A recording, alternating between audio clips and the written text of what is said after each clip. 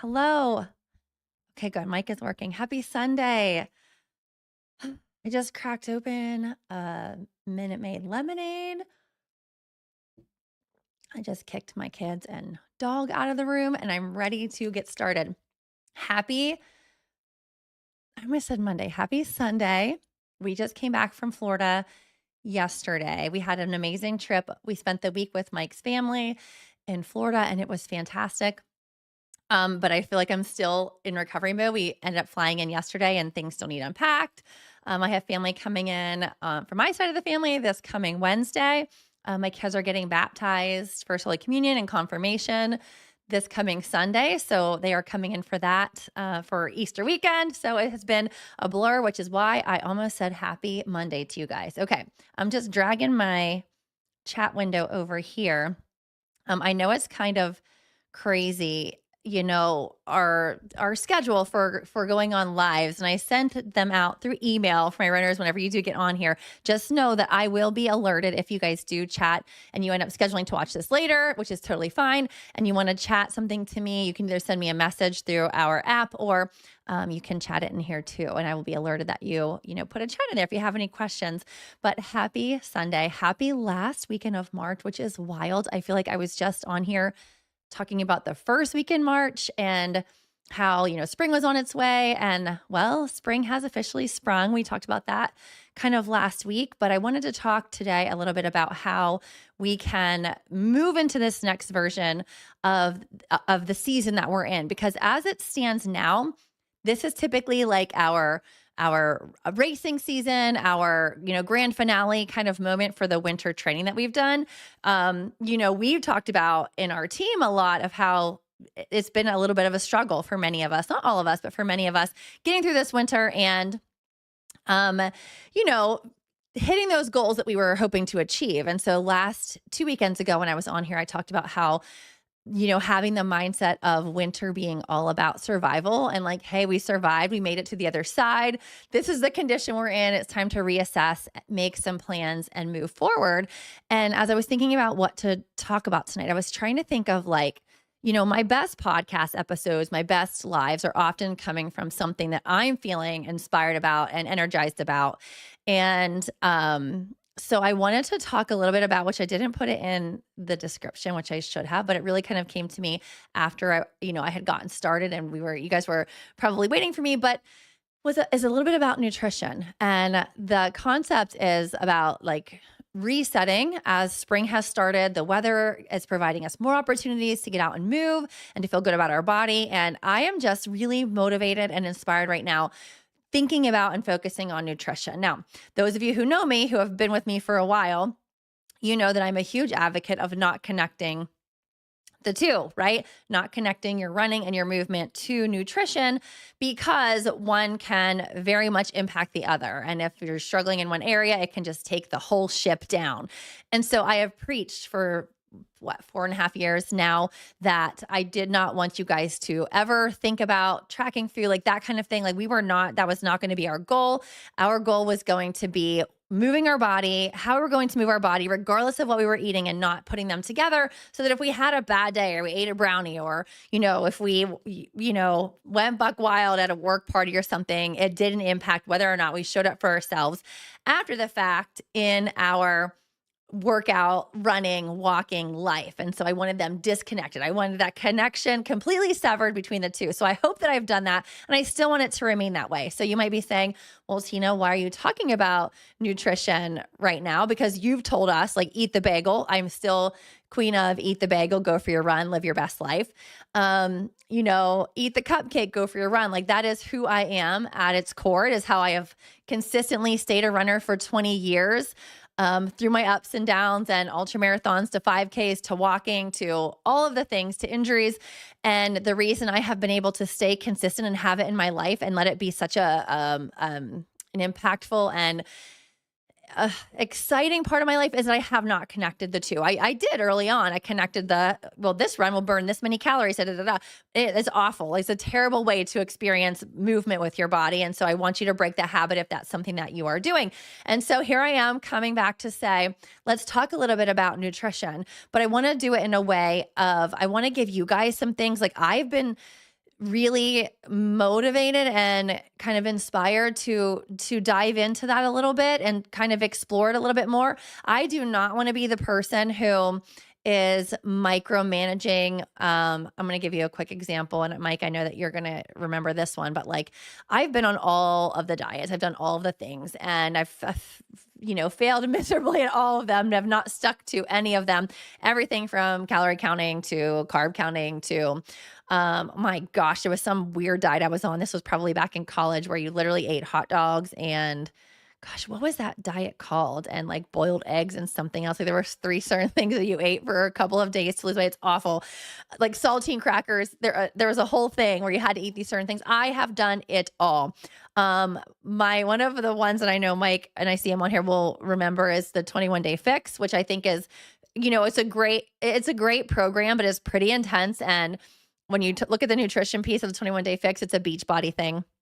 And like, it teaches you portion sizes and that kind of thing. Like you are hungry, like when you are going through that process. And, Mike and I did it successfully and we had great results from it, but it was not something that we maintained to the point where like, now I'm still doing it. Like I'm not, I've done Weight Watchers. I've done literally all of the things. And so for me, it has been something that continuously baffles me, this whole nutrition thing. And I don't want to talk about it in just regards to weight loss because I don't like that concept of thinking about weight loss and kind of assessing our value based on our weight and things like that. But really just, that's why I use the word nutrition versus, dieting or losing weight, because I think that that's where we kind of get caught in that trap and the thing that can sink the ship. Kind of like we're thinking about it in regards to running. When you start focusing, you start early on, especially, and you're learning how to become a runner and you start focusing on your pace or you hyperfixate on your distance, that kind of thing. It is like the easiest way to sink that ship is to hyper focus on those stats. And so I'm really trying to think about like, look, I've created a program where I can successfully help people who are either inactive or haven't been active or don't think they can be runners, that they can have a start line and then work their way up to a 5K distance. And I've had runners who have run full marathons, half marathons from that spot of like, I can't do this. Like, you don't think I can do this. And I really tried to spend some time thinking about the translation of that same thought process with nutrition and with thinking about like food, because it has been, the reason I say eat the bagel, go for the run, like don't fix it, is because I don't have a healthy relationship with nutrition. I don't have a healthy relationship with food. I don't have a healthy relationship if I'm being completely honest, with my own body image and those kinds of struggles. And so I don't want to get caught in that trap of hyper fixating and focusing on results, because it has failed me so many times. I mean, I am 42 years old, so that's a lot of time to fail at many different ways of focusing on nutrition. So if I really try to correlate the two, right, and I think about our foundations of our running program, and I try to translate that into a nutrition kind of plan or concept, it really has me like taking a step back and realizing that it shouldn't be so hard. If you guys remember, for those of you who started with me, which many of you who are listening to this are going to be people who started with me, my first week with you was to prove to you that you can do this. Like this is achievable. And I did that by asking you guys to jog for 15 seconds, 20 seconds, 25 seconds at a clip, and then to have some walking in there. And so the first thing is having that gradual, like, let's introduce this concept and let's show you that you can be successful at it. And I'm really trying to think about how that correlates to the nutrition piece, right? That doesn't have you like falling off the cliff like many of us do. Like, I'm going to go so hard. I don't know. You guys know how I have had so many runners come to a challenge and say to me like, well, I'm going to double these up. Like, this isn't enough. This isn't enough. This isn't enough. And those same runners or wannabe runners who start, running and doing the program, but they're doubling up because they don't want to stick to 3 days because that seems too easy. And then by the end of the week, they've got 6 runs in and they've fallen off the face of the earth and like don't want to, because they can't keep up with it. So you set those expectations and you just can't keep up with it. So in regards to nutrition, how does that apply? Well, that's where I am right now. So I had this philosophy in January, because January is also like a fresh start season, right? We all know that you're starting a fresh year and it's a great time to kind of think about where you've been, what you're doing, and where you're going. And so for me, I had decided in January that I was going to really focus on nutrition in regards to cutting down on sugar that I was intaking. And I may have mentioned that to you guys, my runners on my team. I may have mentioned that to you in the past, and I have found it to be so successful and so kind of manageable and doable that I felt so good. And so what happens, right? Just like the running program, and starting off with showing you that you can do these things baby steps at a time, and then we have that successful week with the challenge week, and then I say like, okay, I'm just going to up it a little bit. Like we're just going to now try to add this in. And so the nutrition piece, I think, kind of works the same way. I do feel that with the nutrition part, those pockets of success and easing into it have to be a little bit longer than just 1 week. So in my mind, I am thinking right now of, having like a 2 week kind of startup period, if, in regards to focusing on nutrition and just putting healthier things in my body and feeling better, because that's ultimately what's going to lead us to feeling stronger and healthier and just feeling better. And so for me, one of my biggest challenges is sugar. I don't know, I think that's for many of us, but something that I want to, address and tackle. And so one of the things that I plan on doing that I did in January that I want to kind of kickstart again, of course, I'm just coming off of vacation, is that for 2 weeks, I monitored how many grams of sugar I was taking in. And I know that sounds so annoying to me right now. As I'm saying, the words are coming out of my mouth. I'm so annoyed. I'm like, ew, who wants to do that? Like nobody. And so like to keep it simple, I would say to myself or to you, if this is something that you're curious and dabbling in. And I told Mike already, and I know you're here, Mike, but I told him I wanted to essentially create a course about this also once I figure it out. Like there's going to be a place, just like I went through that whole journey with figuring out how to help people dive into running and feel successful at it. Like I want to do the same for nutrition, but still in the working it out piece. Like I have to figure it out for myself, but I fully intend on creating a plan, a structured plan that people can follow to say like, oh, well, this is what we're going to do. This is how we do it. This is how we track, da, da, da, da. So I'm only introducing you guys today to this concept of those, essentially think of it as like challenge weeks, but for nutrition, something that I'm going to do that you may be interested in doing yourself that I think could be helpful. So again, going back to those 2 weeks of maintaining a low added sugar intake. So yes, I know there is sugar naturally in things. We are not talking about that. I'm not talking about counting grams of sugar in fruit. Ew. Ew, I'm not talking about that. I'm literally just talking about like put the Snickers down. And so I'm also not telling you like, to go push yourself into being hungry or to go and dive into intermittent fasting, which I have done before. And I do love intermittent fasting. But I'm not even like that's again, going back to how challenge week correlates to nutrition week, right? To nutrition kickoff, we'll say, is that it has to be easy and doable.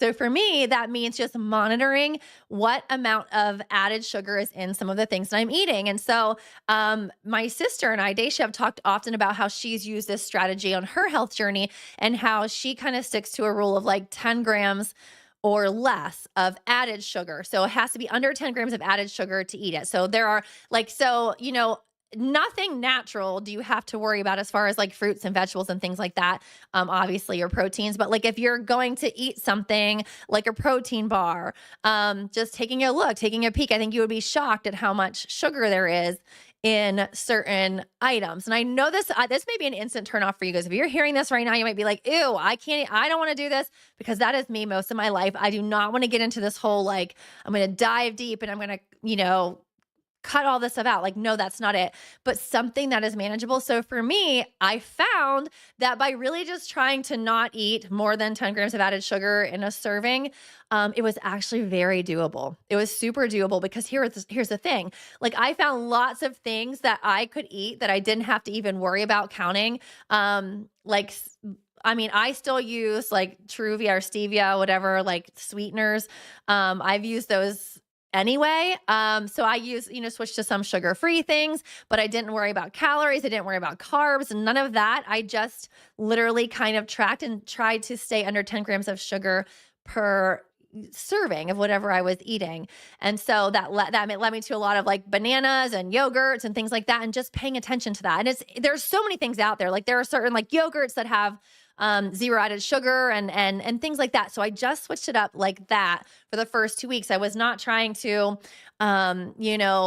count any calories. I wasn't trying to cut any carbs. Like, no, none of that. I was literally just keeping track of that. And I felt so good. So the idea supposedly, is that after those 2 weeks, the cravings kind of stop. Like the cravings for that sugar kind of stop. So what happened is this was so kind of doable to me because nobody was telling me like, oh, you can't eat it this time, or oh, you can only have this much portions. Like I would eat whatever. I would eat however many bananas I wanted, or fruit that I wanted, or yogurt. Like it didn't matter as long as I was keeping it under that amount of sugar. And I started feeling more satisfied, but I stopped having those intense cravings for sugar, which is me, like my downfall of everything. So anyway, as I was getting into like finishing 2 weeks, I was so proud of myself because it was doable and I was accomplishing something. But then what was crazy is like the things that had in the beginning, things that don't have a lot of sugar, like taste terrible when you eat them. But by the end of 2 weeks, I was like, oh my gosh, this stuff actually tastes good.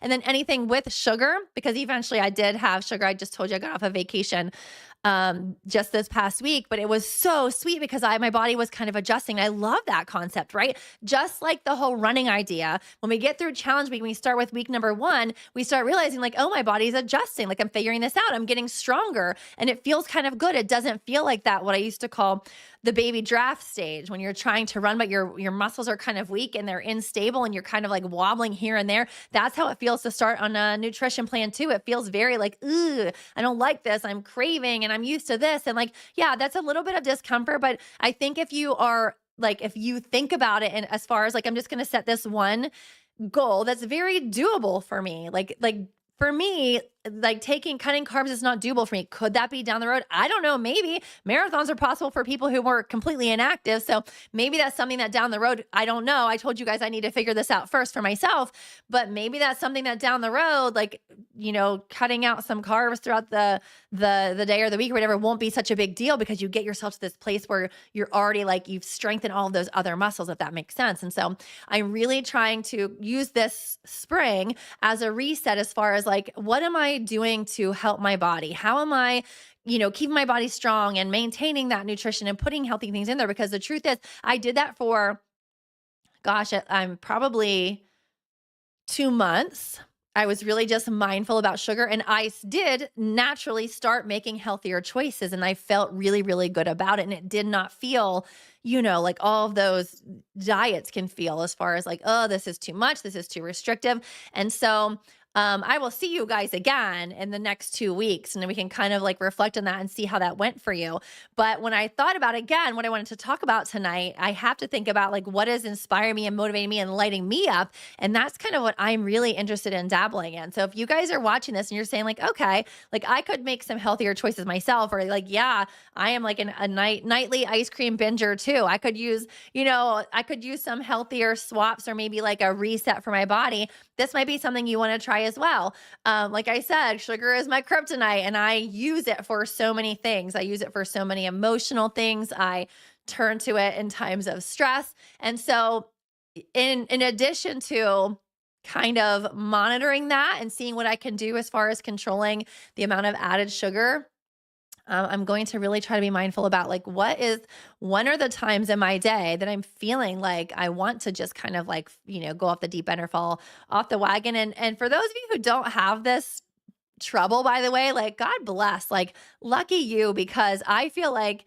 it is something that I have battled with all of my life and I have yet to figure it out, or I would have already created a course around it. I figured out how to keep running in my life and to keep it enjoyable and have it to be a healthy part of my life. And I just never figured that out with nutrition. And I'm kind of just in a place where I really want to know. I really want to again, I've done it successfully with running. How can I do it successfully with nutrition? And that's this journey that I'm on and something that I've been dabbling in and really excited to kind of work on and figure out. And I may have mentioned this before, but like I have a whole podcast episode I want to kind of record about my history in regards to nutrition and weight and struggles that I have had over forever. I can't even say over the past couple of years, like literally over forever, and just talk about the journey I've been on and where I am and the struggles that I'm having now and why, and talk about things like medication and talk about things about, things that I've been through that have kind of led me to this place. And so, medication free, kind of like raw dogging it, if you will, like just trying to, or white knuckle, some people say, figure this out with no,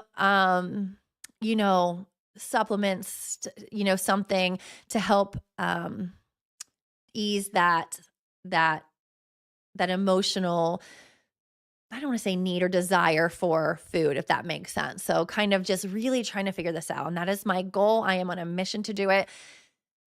I have failed so many times in my life with so many different things. I just want to really think about how to translate again this from the running program that we've created and that people have found success with, over to the nutrition part, because I feel like together it's literally my hope and dreams for all of us, right? For all of you.